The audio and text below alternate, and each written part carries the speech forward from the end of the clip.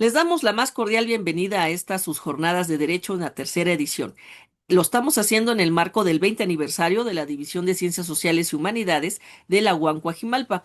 Es todo un gusto poderlo transmitir y grabar para que ustedes lo puedan consultar en todo momento en el canal de YouTube de la propia Universidad Autónoma Metropolitana, la Unidad Coajimalpa. Y hoy, pues continuando con estos ejercicios que hemos tenido el privilegio gracias a la generosidad de nuestros ponentes, pues tenemos a nuestra queridísima colega, maestra, profesora investigadora también de aquí de nuestra Unidad Coajimalpa, la doctora Janet Hernández Flores, de quien leeré pues muy breve su amplio currículum para que ustedes tengan el gusto de poder escuchar y ver su disertación el día de hoy. Ella es doctora en Derecho, doctora en Ciencias Políticas y Sociales, maestra y licenciada en Derecho por la Universidad Nacional Autónoma de México. Ha tenido diversas estancias doctorales en la Universidad de Bérgamo, Italia, en la Universidad de Austin, Texas, en Estados Unidos, y seminario doctoral en la Universidad de Viena, Austria. Ha tenido estudios postdoctorales en la Universidad de Valladolid, España, en la Universidad de Texas, también en Austin, en Estados Unidos, y en el CISAN de la UNAM. Ha sido ponente destacada en México, Estados Unidos, Francia, Canadá, Argentina, Austria, Alemania, Japón y China, entre pues sus diversas actividades de compartir su conocimiento y todo su expertise profesional. Certificada como Fellow Professor por la Universidad de Bergamo, Italia, forma parte del SNI en esta el reconocimiento que se hacen a las trayectorias académicas de difusión, divulgación e investigación. Actualmente es profesora investigadora de tiempo completo en la Universidad Autónoma Metropolitana, la UAM, la Unidad Coajimalpa, y pues ha sido más que prolífera su obra en capítulos de libros, artículos, en revistas arbitradas nacional e internacionalmente, y entre sus líneas de investigación, como destacará también con la exposición que amablemente nos comparte hoy, están las de migración en derecho internacional de los derechos humanos, biopolítico, necropolítica, migratoria, acceso a la justicia de minorías, derechos humanos, migración transnacional, discurso de odio y violencias, estudios críticos del derecho y constitucionalismo mundial. Así que, pues como pueden apreciar, tenemos nuestra invitada de lujo el día de hoy, a quien le damos la más cordial bienvenida y estamos atentos a su disertación. Adelante, doctora Janet. No, pues muchísimas gracias. Para mí es un placer estar en estas jornadas de Derecho en tercera edición. Y bueno, voy a presentar algunos avances que tengo sobre estas cuestiones que tienen que ver con el discurso de odio que me parecen muy importantes que se den a conocer. Y el tema que les voy a presentar pues es el discurso de odio contra los migrantes en los gobiernos de Donald Trump. Es importante que nosotros nos sensibilicemos en este tipo de temas porque no es algo aleatorio, no es algo que al final de cuentas no nos repercuta. Desafortunadamente, todas estas cuestiones traen repercusiones a la sociedad en general y también es importante ver cómo se vincula todo este discurso de odio con el derecho internacional de los derechos humanos, que es a donde yo quiero llegar al final, analizar estas cuestiones que tienen que ver con esta normatividad internacional. Y bueno, vamos a comenzar diciendo que estos discursos de odio, que son narrativas obviamente violentas, tienen muchas repercusiones. Para mí es importante primero decir, bueno, cuáles son los objetivos de esta presentación. Y bueno, primeramente, pues es exponer qué es lo que está pasando, ¿no? Con este discurso de odio y cómo lo ha presentado el presidente Donald Trump en sus dos mandatos. También cuál es el impacto de estas narrativas, ¿no? Porque justifican de una u otra forma políticas, órdenes, estrategias, acciones que van en contra de los migrantes, principalmente en contra de los migrantes irregulares, y que también tiene que ver con estas cuestiones que propician la desigualdad, que propician obviamente también cuestiones que tienen que ver con situaciones psicológicas como la depresión, como el miedo y como otras tantas afectaciones que vamos a ir viendo. Por otro lado, para mí es muy importante señalar el marco normativo internacional, señalar y ver también, ir analizando cuáles son como las deficiencias que tienen estas cuestiones internacionales, ¿no? Eh, También es importante, y la voy a vincular un poco con cuestiones que tienen que ver con plataformas y medios digitales, porque desafortunadamente es el medio que utilizan muchísimos políticos, muchísimas personas que tienen pues esa calidad de autoridad, desafortunadamente, y pues expresan esa violencia institucional mediante medios digitales. Y por último, pues exponer, ¿no? Esa inoperatividad del derecho internacional de los derechos humanos que tiene que ver con la protección multinivel, pero también al final tratar de dar pues una esperanza, ¿no? Desde obviamente mi humilde opinión, qué es lo que podemos ir haciendo para que tratar de que este tipo de cuestiones no sigan y que causen tanto daño a la sociedad en general. Bueno, vamos a comenzar diciendo algo muy importante, es decir, en ocasiones se minimiza el impacto que tiene el discurso de odio en toda, por así decirlo, en la vida pública, y eso es algo sumamente grave, ¿no? ¿Por qué? Porque no dimensionamos cómo el discurso de odio, cómo estas narrativas pueden generar muchísima más violencia. Y bueno, para comenzar, voy a traer a colación la pirámide de odio que está diseñada por la Liga Antidifamación. Esta Liga Antidifamación que nace después de la Segunda Guerra Mundial y que está organizada por personas judías que efectivamente, n- dada la circunstancia que ellas vivieron y demás, empiezan a interesarse por este discurso de odio, qué es lo que genera, ¿no? Y como nosotros podemos ver, primero, y quisiera que en este sentido sí se, pues, se analizara muy bien, es que primero podemos comenzar con estereotipos o ciertos prejuicios que en ocasiones parecen inocentes, pero no lo son. Después comenzamos con la otredad, es decir, ver, pues en este caso, a los migrantes como los otros, no son iguales a nosotros, son otros, son diferentes. Y en consecuencia, pues pensamos a segregar, ¿no? Empezamos a diferenciarlos, en este caso, por lo general, de los ciudadanos. Posteriormente ya comienza este discurso de odio que va enfocado con estereotipos, con rumores, pues con estas cuestiones que tienen que ver con amenazas, con acosos, con violencia, por así decirlo, verbal, ¿no? Y que principalmente, como les comentaba, se da en redes, plataformas sociales, ¿no? Pero también puede ser en mítines políticos, también puede ser en reuniones, etcétera, ¿no? Es decir, las vías pueden ser múltiples. Después de eso se genera una alta discriminación y esa discriminación afecta ya cuestiones sustantivas, es decir, derechos humanos como pueden ser el empleo, la vivienda, la educación y en sí, pues puede ser cualquier otro, ¿no? La libertad de expresión, la libertad de prensa, cualquier otra situación. Empieza a haber esa discriminación en relación a estos grupos de migrantes. Posteriormente ya comienza ya una violencia que puede ser obviamente física, ¿no? Entonces empiezan a golpear, se empieza en este caso a ver este tipo de conductas mucho más comunes, ¿no? También es importante ver que esa violencia también puede difundirse, ¿no? En la escala social, por ejemplo, en bardas, en medios de comunicación ya generalizados, etcétera, ¿no? Y esta violencia física, esta agresión, pues ya va subiendo. Entonces, esta agresión puede ser, les digo, física, desde un golpe, desde un empujón, pero también puede ser ya violencia sexual, ya llegando al homicidio, al terrorismo. Y por último, pues al genocidio.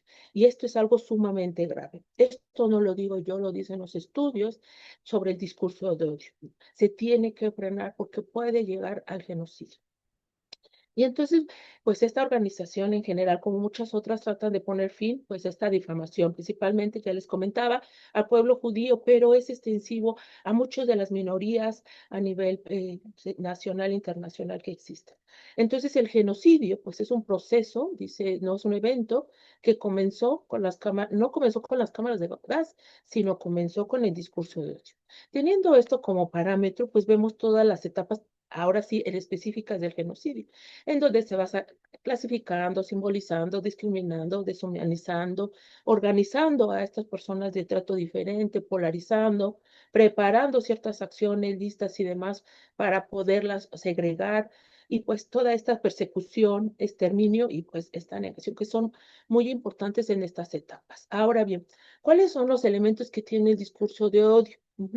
Bueno, debe de tener, pues es un contexto propicio para la violencia, ¿no? O sea, y por eso es importante, es decir, este discurso de odio se da en un contexto donde las personas, en este caso, están enojadas, ¿no? Están enojadas porque a veces los mismos, por ejemplo, políticos, los mismos operadores institucionales generan este tipo de discurso. Por lo general hay un orador influyente. En este sentido, nosotros podemos identificar, porque nos vamos a abocar a ello, pues el orador influyente es Donald Trump, ¿no? Un discurso con amplia difusión. Obviamente, al ser presidente de los Estados Unidos, pues tiene muchísima difusión todo lo que él señala, todo lo que él al final de cuentas pues analiza, hacia quién se dirige, etcétera. Entonces tiene muchísima difusión. También debe de haber un público receptivo y aquí es donde vamos a parar, que este discurso de odio pues efectivamente necesita de ese público, ajá, que sea receptivo a esa, pues, a ese discurso para que pueda ser mucho más amplio, para que tenga repercusiones como lo veíamos en la pirámide.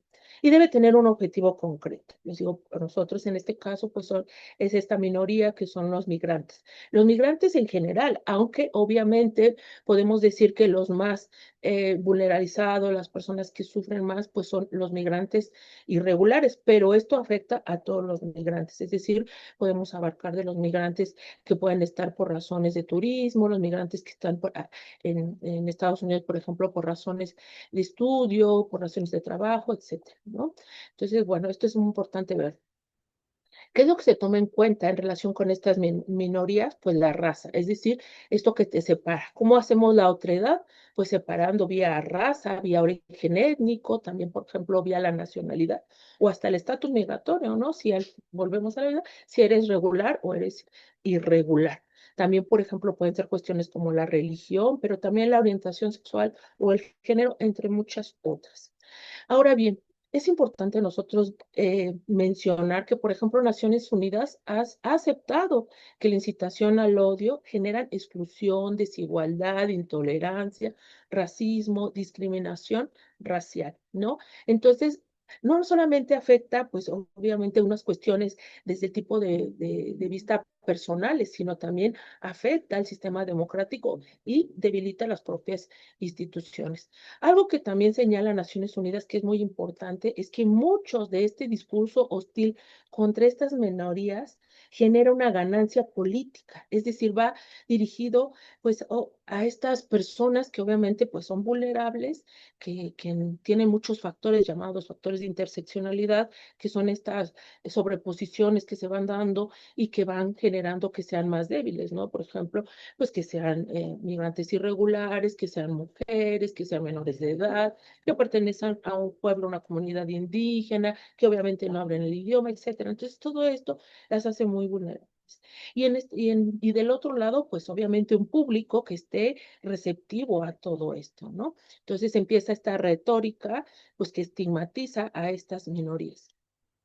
El discurso de odio eh, es importante que nosotros lo diferenciemos con la libertad de expresión, porque en muchas ocasiones estas personas que generan el discurso de odio señalan y se fundamentan en que tienen libertad de expresión, pero pues esto no puede ser. El derecho en sí, el derecho nacional y el derecho internacional no protegen el discurso de odio y sí protegen la libertad de expresión. Por eso es importante diferenciarlos, ¿no?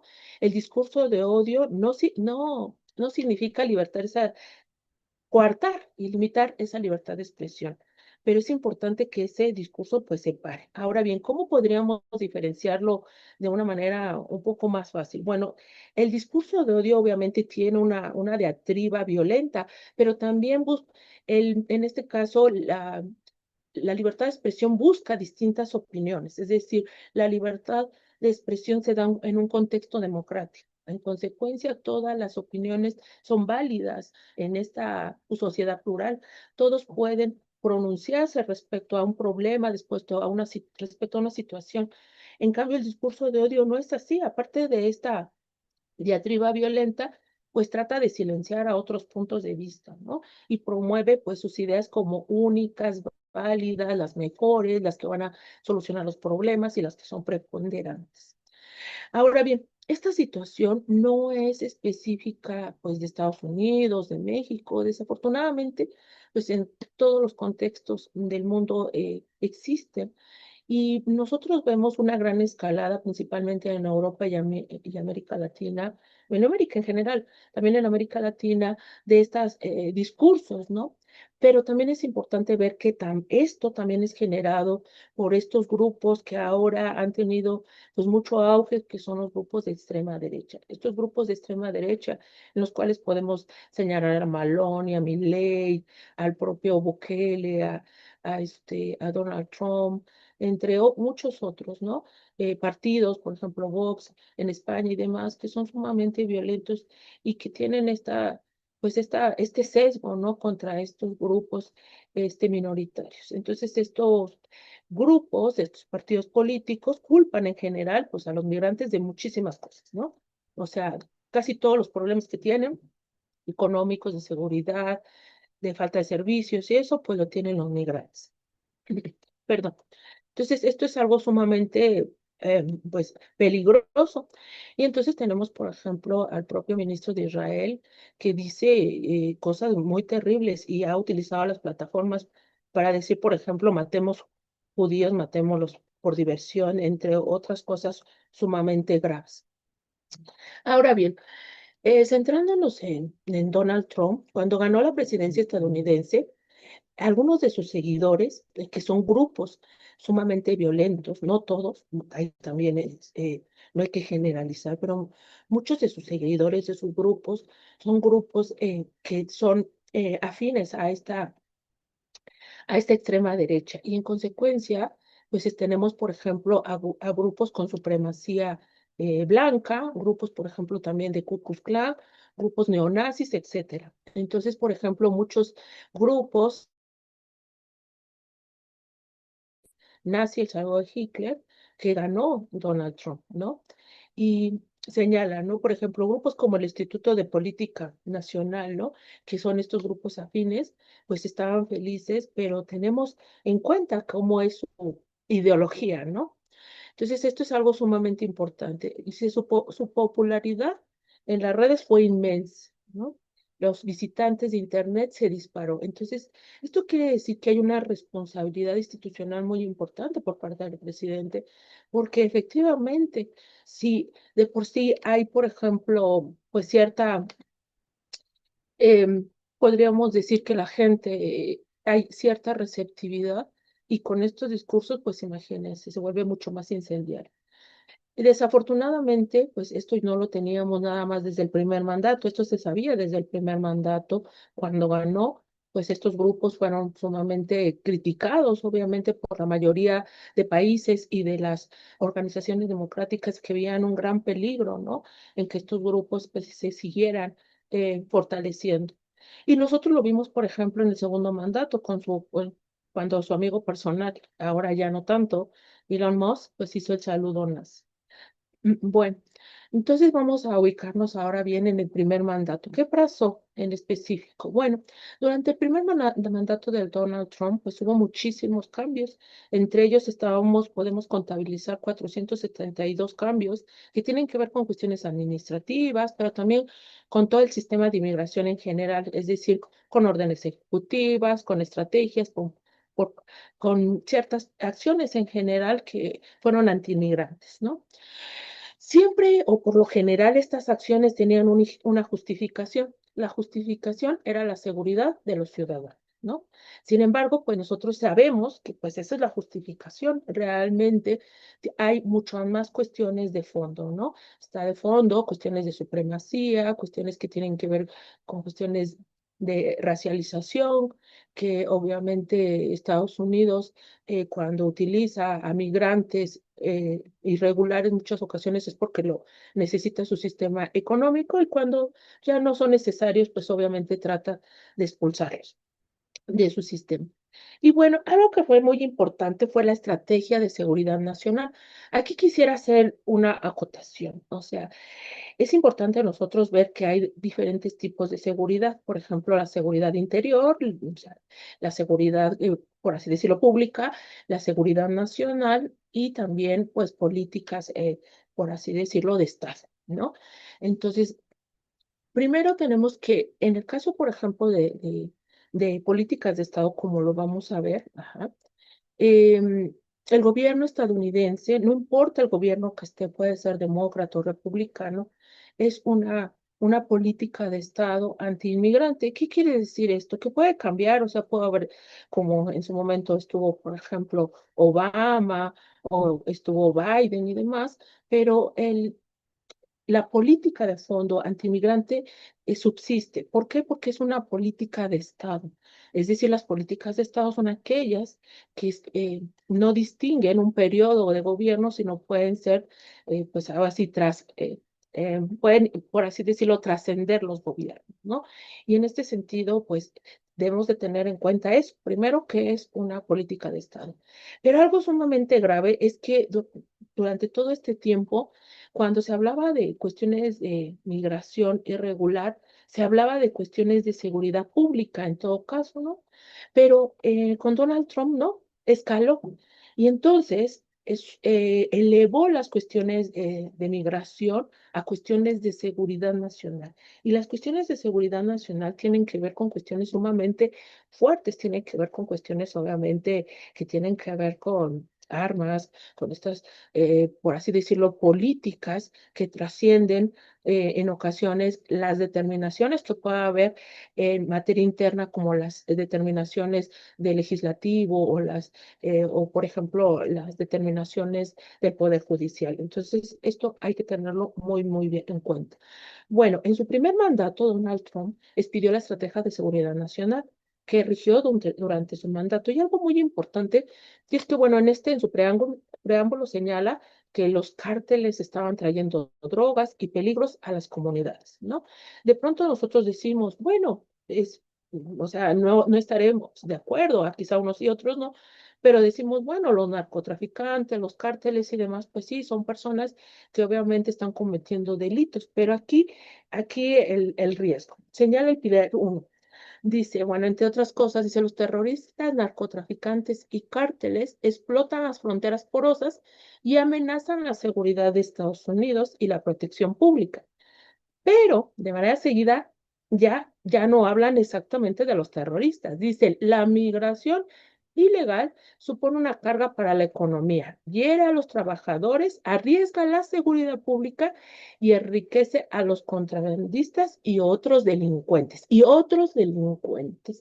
Entonces, de una forma, en esta estrategia de seguridad nacional, ya involucra la migración ilegal y las pone de una u otra forma así que en una situación parecería de igualdad con estas otras personas que son los terroristas, narcotraficantes y cárteles. Y eso es lo sumamente, pues, grave de esta estrategia de seguridad nacional. Entonces, bueno, siguió diciendo, ¿no? Entre sus acciones prioritarias, pues de hacer cumplir las leyes. Dice, haremos cumplir las leyes de inmigración tanto en frontera como en el interior para proporcionar un elemento disuasorio, es decir, querían disuadir que ya no fuera la migración. La aprehensión y la eliminación rápida de extranjeros ilegales en la frontera es fundamental para una estrategia de seguridad fronteriza. Y entonces aquí habla y homologa, les digo, a estas personas delincuentes con esta migración irregular y le pone ilegal. Realmente es irregular. ¿Por qué? Porque pues nosotros, como vamos a ver, el hecho de que no se tengan papeles y demás no quiere decir que al final de cuentas tú puedas homologarte a que estés cometiendo un delito. Realmente estás cometiendo una falta administrativa, ¿no? Esto conforme al derecho internacional. Entonces, vemos que también señalan que va a haber una eliminación rápida de extranjeros ilegales. Y esto es obviamente violento y esto es un discurso que genera pues también odio. Bueno, tenemos en cuenta y vamos a hacer como un pequeño paréntesis para ver que esto que hizo Donald Trump y demás, le tocó la primera etapa también que tuvo que ver con la crisis del COVID-19, del SARS. Entonces, aquí fue algo sumamente grave porque en ocasiones pensamos que el discurso de odio es para pues nuestros connacionales o personas de América Latina, pero realmente en ese momento intensificó el discurso de odio, pero fue muy enfático en contra de los migrantes, pero también contra este grupo de asiáticos. Nosotros sabemos que uno de los principales sustentos que se señalaban es que este virus vino de China y en consecuencia pues empezó este discurso de odio, pero no contra los chinos, sino contra los asiáticos en general. Entonces, dado su fenotipo de las personas asiáticas, hubo mucha violencia contra ellos, violencia que fue escalando primero, como ya lo vimos en el discurso, segregándola, apartándola, discriminándola, y posteriormente llegó a la agresión física, ¿no? Y esto fue algo sumamente triste, tan es así que se organizaron los asiáticos para evitar ese discurso de odio. Hubo una estrategia vía las redes sociales en donde pues, se hacía este hashtag, ¿no? El hate, este, para evitar, ¿no? Stop Asian Hate. Entonces, es muy importante porque lo que se quería, pues, es de que se parara este odio y estas agresiones contra estos asiáticos, no importaba que fueran tailandeses, coreanos, no importa, o sea, la gente estadounidense, dado este discurso, pues, generalizaba y atacaba a las personas asiáticas en general. Y Donald Trump nunca se disculpó, al contrario, él dijo que estaba bien, estaba haciendo un buen trabajo, ¿no? Había sido, por así decirlo, muy buena la idea de cerrar las fronteras en China y bueno, este tipo de cuestiones generó todavía, pues obviamente más violencia, ¿no? Algo muy importante es que, por ejemplo, en ese contexto, en el contexto de la pandemia, una periodista, Mónica Redondo, señaló algo muy importante. Dijo, si enumeráramos una lista, todos los insultos en redes sociales desde que explotó la pandemia, estaríamos horas escribiendo. Es decir, la pandemia generó mucho, mucho más odio, ¿no? Y si nosotros vemos aquí, está un mapa en donde estamos hablando de 2021, ya había terminado el gobierno de Donald Trump, pero se hizo pues este mapa para ver dónde había estos discursos de odio, ¿no? En Estados Unidos y nosotros vemos aquí en dónde se ubicaban mucho más. Algunos especialistas señalan que obviamente a la fecha ya esto se ha hecho mucho más generalizado en todo el territorio estadounidense, ¿no? Estamos hablando en este mapa del 2021 donde estaba pues en auge esta cuestión del COVID-19. Y como vemos, pues esto generó también fue como un caldo de cultivo para que muchos de los ciudadanos estadounidenses pues vieran, ¿no? A los migrantes como, pues, como cepas, ¿no? Como un grupo de personas que tenía pues enfermedades y que los iba a contaminar y generó miedo, generó muchísimas conductas pues irracionales, ¿no? Esto fue como el contexto del primer mandato pues, de Donald Trump, pero en el segundo mandato tenemos que ya vino como todavía más reforzado, ¿no? Y en lo que va de su mandato ya tenemos 172 órdenes ejecutivas y muchas de ellas antimigrantes. Y bueno, como son muchas, quise concentrarme nada más para obviamente no abusar del tiempo en una, que es la orden ejecutiva 14.287 de abril del 2005 que se trata de, dice, protegiendo a las comunidades estadounidenses de los extranjeros criminales. Y aquí hay algo sumamente importante que es bueno visibilizar.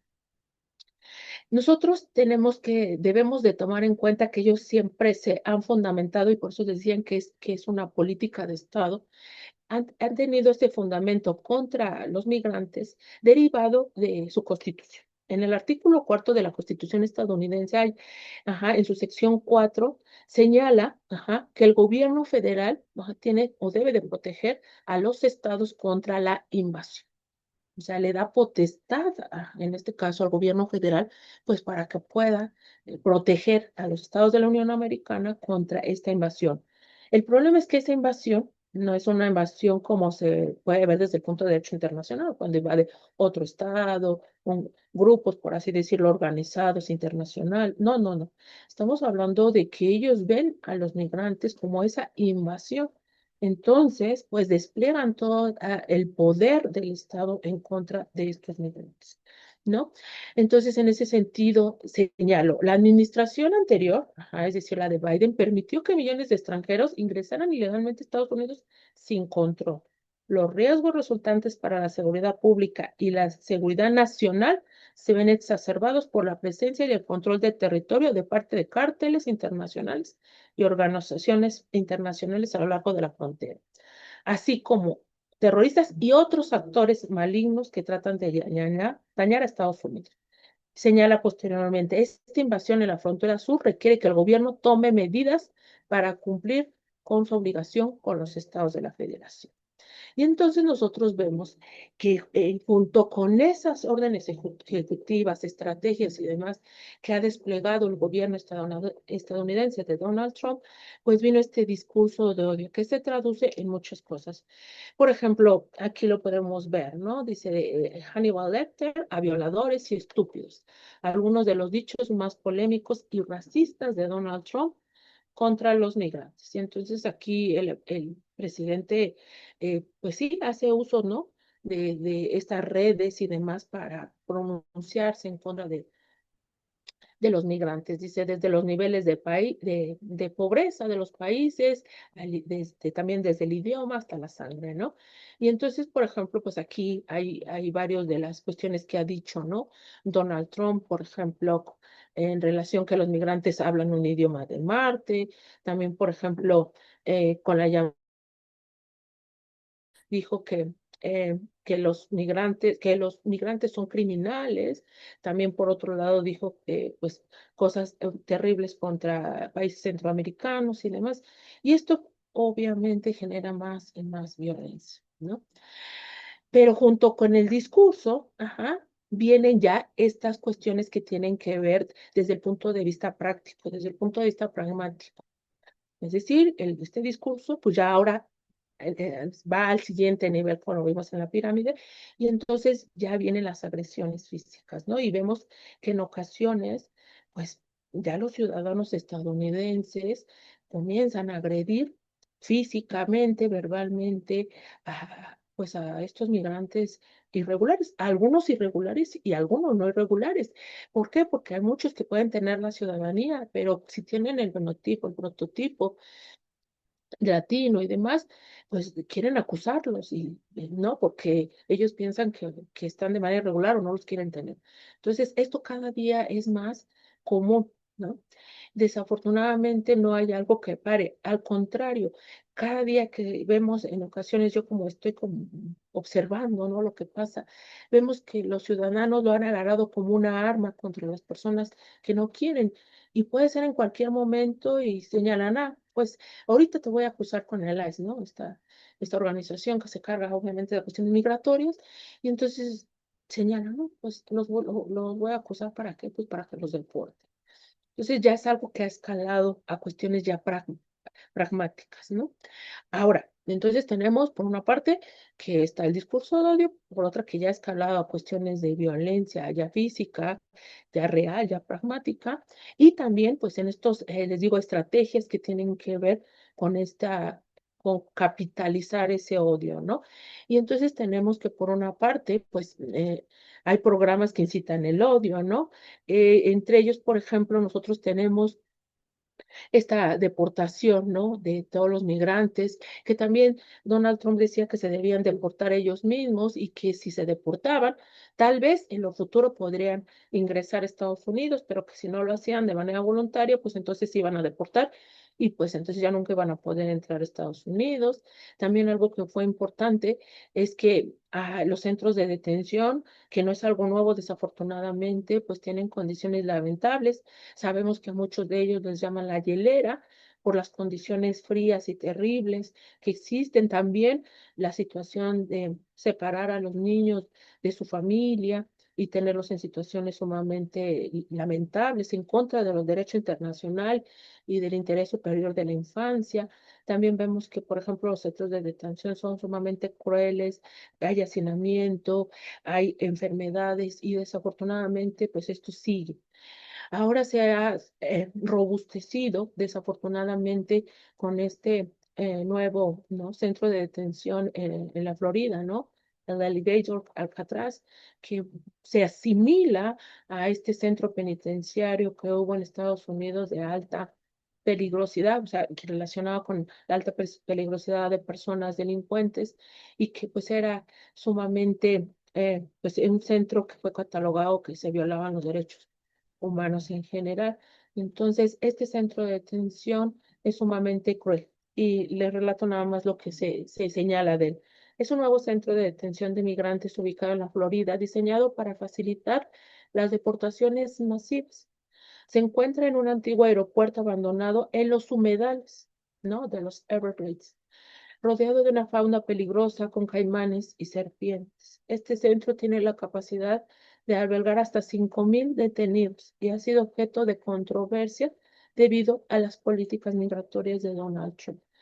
Este centro es sumamente terrible, se ha comparado con Guantánamo y es un centro que no debería de existir porque, como les comento, la migración irregular es motivo de una violación administrativa, no de una violación del derecho penal, es decir, de un delito. Entonces, esto es sumamente violatorio de los derechos humanos y, como ustedes ven, lo pusieron también en nuestros humedales. ¿Para qué? Porque si llegara en un caso extremo a escapar de estos centros de detención, pues se encuentren, ¿no? A estos animales peligrosos y puedan, en este caso, pues deshacerse de ellos.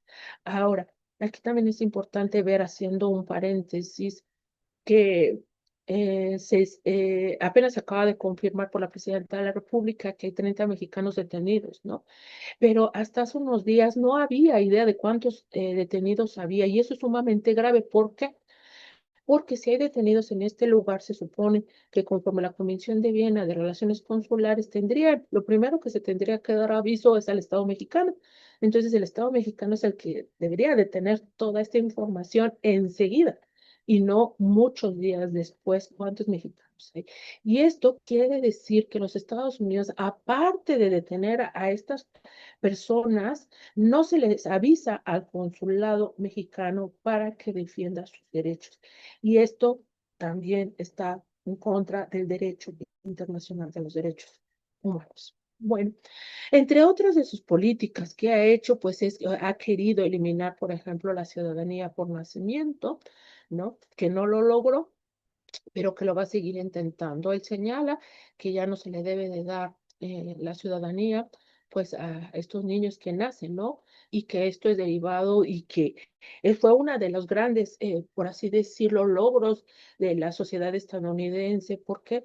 Porque desde su fundación se reconoció esto como un derecho fundamental, es decir, un derecho constitucional, y entonces, pues, reconocía, ¿no? El llamado jus soli, es decir, el derecho de suelo donde naces, ahí tienes la nacionalidad. Estados Unidos es uno de, no es el único país a nivel internacional desarrollado que da esta nacionalidad jus soli y que pues Donald Trump quería terminar con ella, hasta ahorita no lo ha logrado, ¿no? Y bueno, entonces tenemos muchísimas situaciones que tienen que ver con eso. Por ejemplo, en la frontera sur de Estados Unidos, norte de México, pues todavía siguen estos dichosos, ¿cómo se dice? Minutemen, que son estos cazadores de migrantes que, que siguen pues matando a los migrantes que tratan de cruzar la frontera. Y esto, pues nadie se hace responsable porque se hace en una zona en donde pues no hay instituciones, ¿no? Es como un lugar donde opera, pues no opera ningún derecho, ni el derecho nacional ni el derecho internacional. Entonces es algo sumamente pues grave, ¿no? También dice, activistas de México informan que ha disminuido el flujo. Obviamente, pues esto ha tratado de disuadir y lo ha logrado.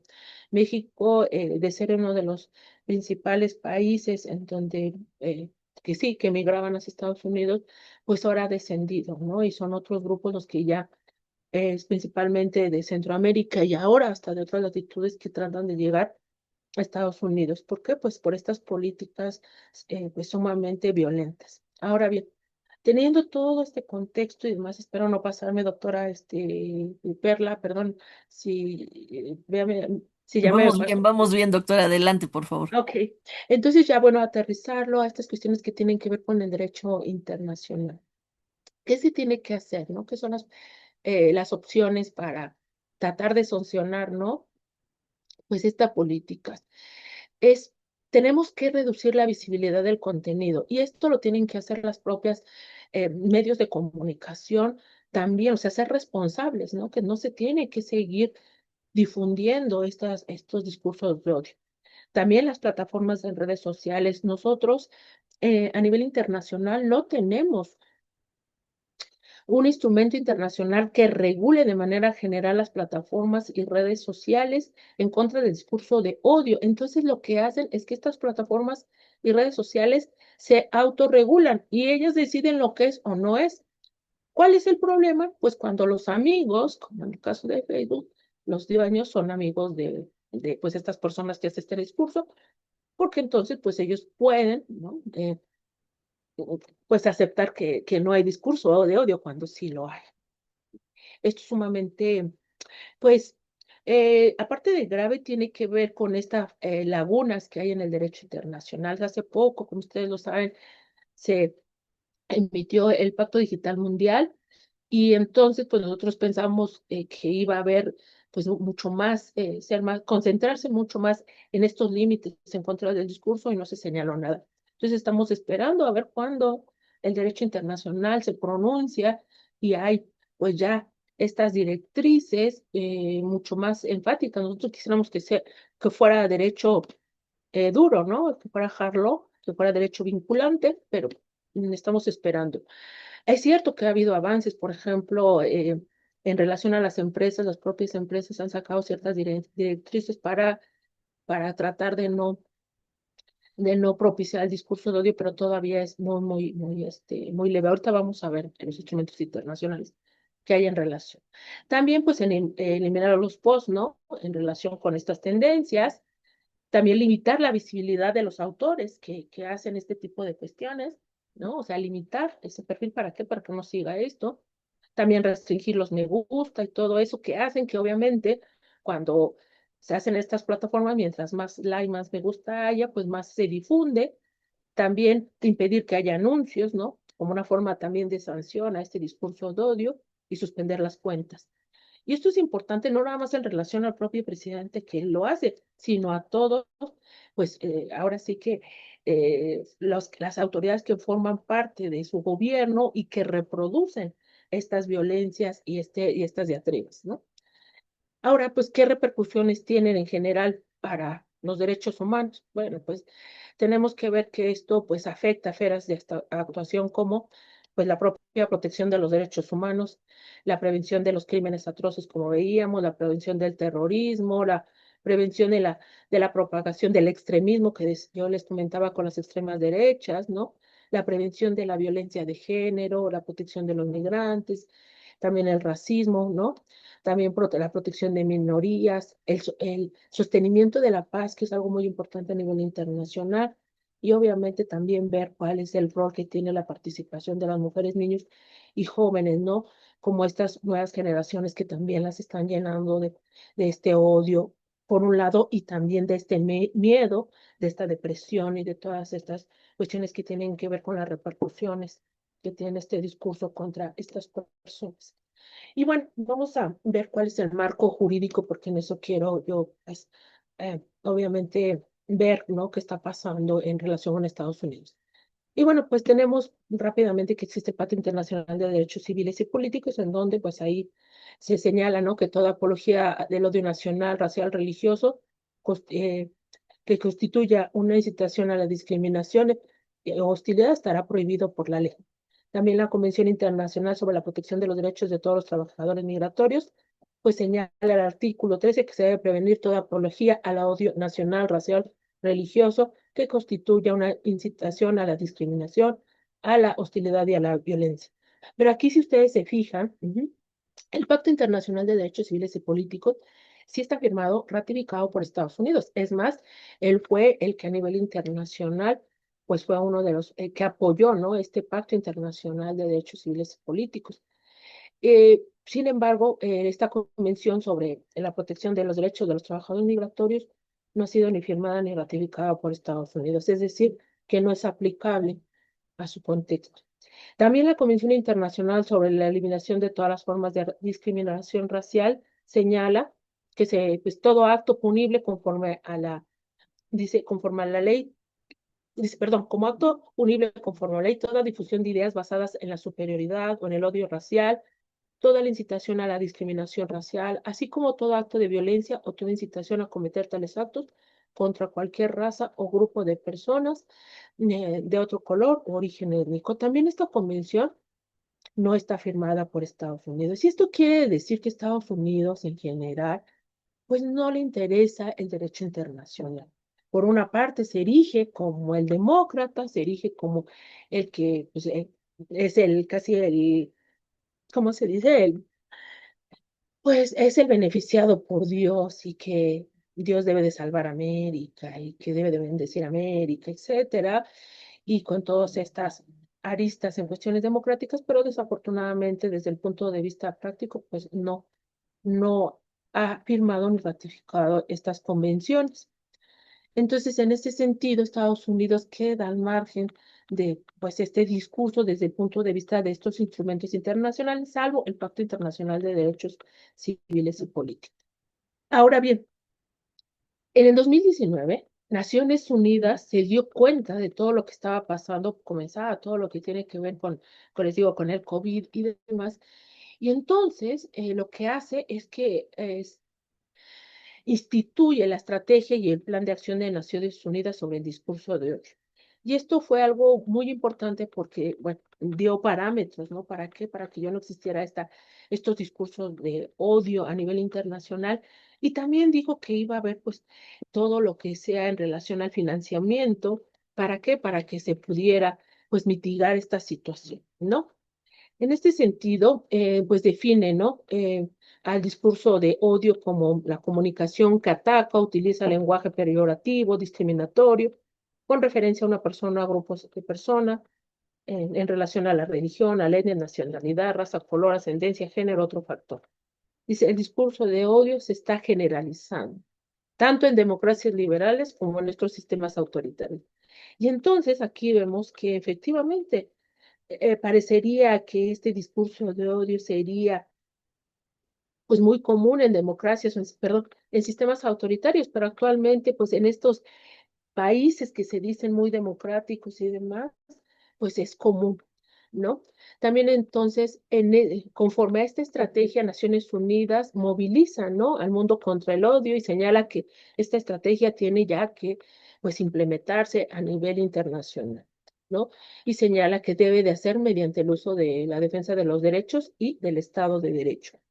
Obviamente porque nosotros debemos de tener en cuenta que a nivel nacional el discurso de odio en muchos países está catalogado como un delito. Entonces, al hacer operativo el Estado de Derecho, pues quiere decir que se tiene que sancionar a esos delitos que obviamente pues son relacionados con este discurso de odio. En México no es así. En México no tenemos ese delito y desafortunadamente también vemos campañas de odio que pues han mermado, ¿no? Nuestro sistema aún con nuestra incipiente democracia. Bueno, también es importante decir que hay un marco de análisis de crímenes atroces.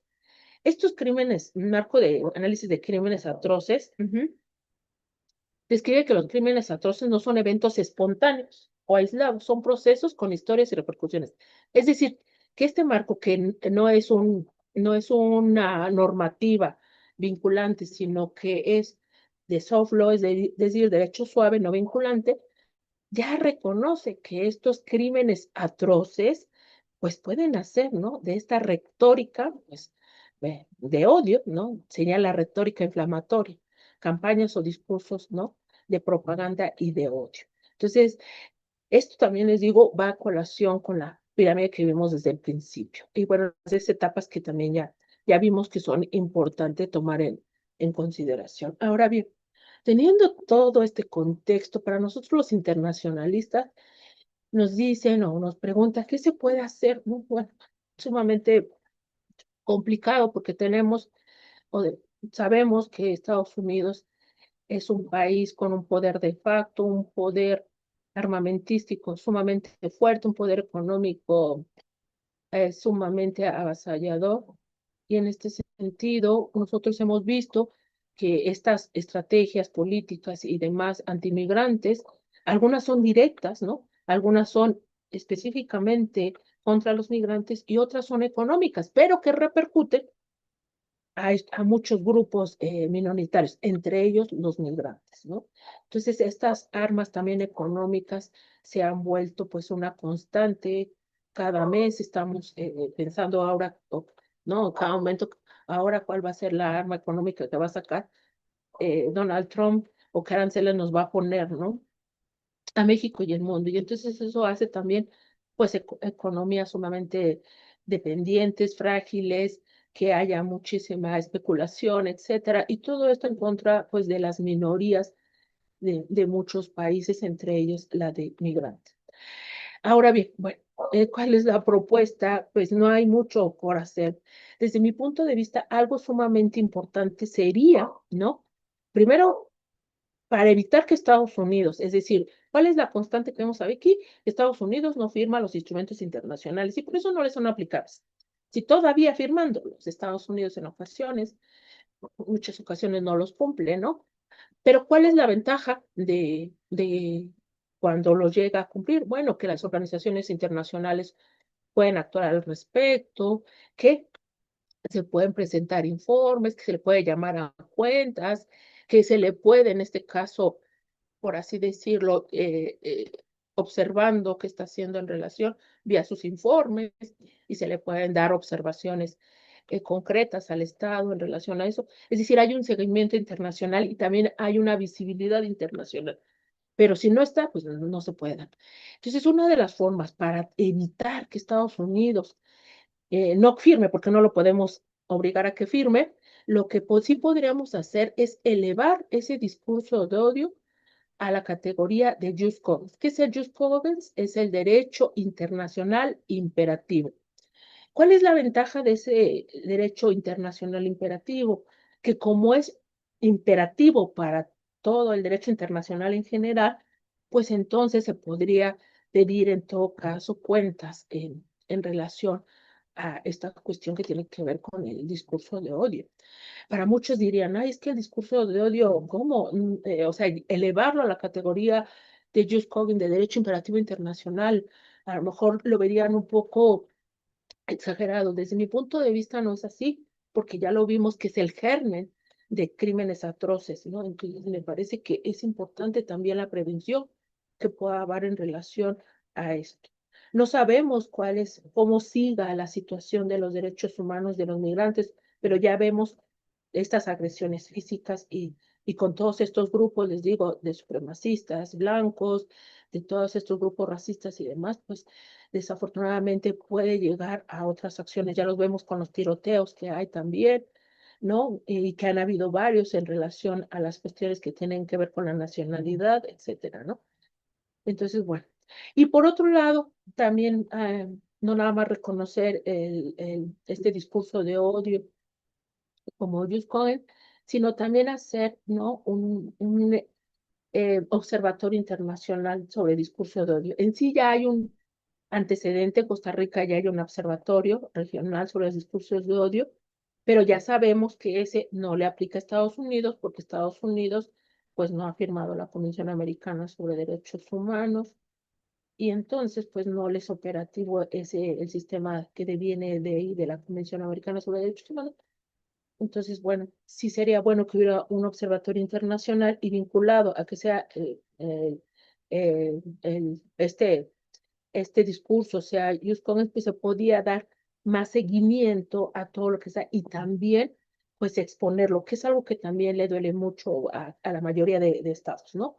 O sea, no todo el derecho internacional tiene que ser sancionatorio de manera económica, de manera comercial, o de manera penal, como la Corte Penal Internacional, sino también el derecho internacional se halla, ¿no? De estas herramientas políticas en donde se exponen a los estados que no les gusta lo que están haciendo, ¿no? ¿Por qué? Porque evidencia que está sucediendo y obviamente eso trae repercusiones a nivel nacional y a nivel internacional, porque al final de cuentas son las personas las que votan. Entonces, esto me parece que es algo como básico que se tendría que hacer y que, bueno, vamos a seguir proponiendo, ¿no? Nuevas formas de hacer frente a este discurso de odio tan terrible y que a todos, pues, nos puede afectar. Todos somos, como siempre lo digo, todos somos migrantes en potencia. Nunca sabemos por qué.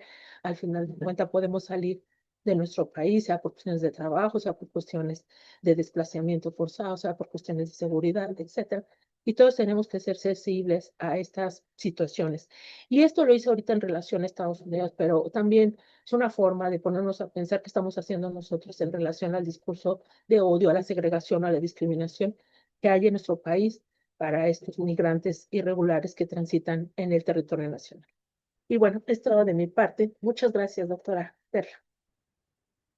Al contrario, pues una exposición muy completa, la verdad. Yo estaba pensando en algún momento hacer algunas preguntas de a dónde vamos o los elementos o las limitantes, pero creo que la propia exposición lo respondió y lo responde muy bien. Pues de nueva cuenta, agradecer esta generosidad, el tiempo, el participar en estos espacios, pues principalmente dirigido al alumnado y en temas de coyuntura, en temas que se tienen que mencionar, que se tienen que decir bajo lo que ha sido estas formas canallescas que pareciera que por poseer el poder todo está permitido y creo que hay camino, hay diagnóstico y hay especialistas como tú, así que mi reconocimiento a esta congruencia, a esta profundidad del trabajo, que es importante no solamente pasarlo en un mero análisis, sino hacer lo que aquí se expuso, una cuestión más exhaustiva para ver esas rutas y apostarle a los elementos civilizatorios y a la erradicación de la discriminación. Así que de nueva cuenta, muchas gracias por esta generosa participación. Les invitamos a todas y a todos, ya saben, las actividades las tendrán disponibles ya en diversos momentos para que ustedes las puedan consultar. Son conferencias, son en su momento un homenaje a mujeres que inspiran a la doctora Patricia Ortega de la UAM Xochimilco y también un conversatorio sobre los conflictos de Israel. Así que en cualquier momento pueden ustedes consultarlas en el canal de YouTube de la UAM Coajimalpa. De nueva cuenta, les agradecemos por su atención.